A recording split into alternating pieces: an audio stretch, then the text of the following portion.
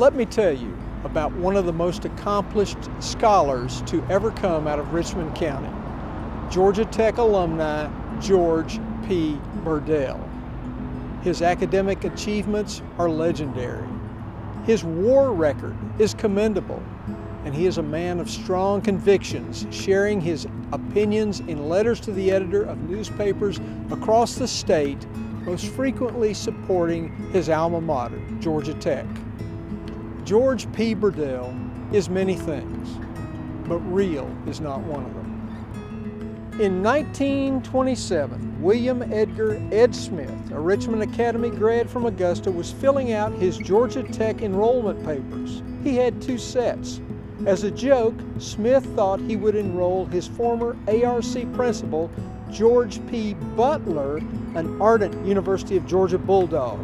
He was just about to complete Butler's name, but hesitated, thinking it could lead to trouble. Instead, he wrote down George P. Burdell. Smith then began signing up Burdell for classes. He said he even took duplicate tests in Burdell's name. Smith eventually moved on, but George P. Burdell mysteriously remained, continuing to enroll and take exams and becoming a fond Georgia Tech tradition.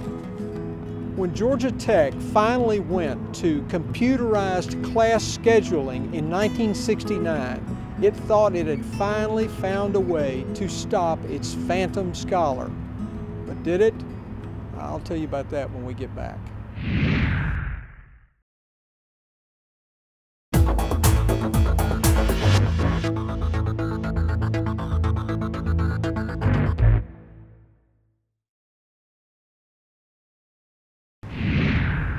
George P. Burdell proved to be as adept at computer science as he was at everything else.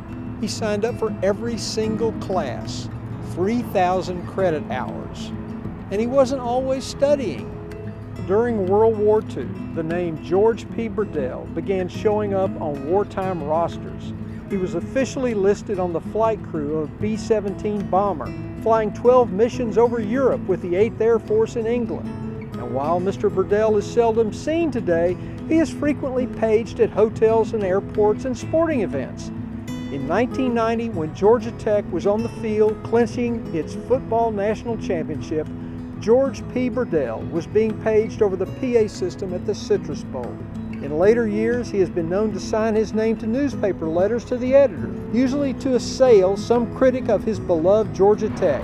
The Augusta Chronicle has published such a letter on its editorial page. In 1991, Mr. Burdell wrote complaining of unfair sports coverage, which he said too often favored the University of Georgia while ignoring the success of Georgia Tech.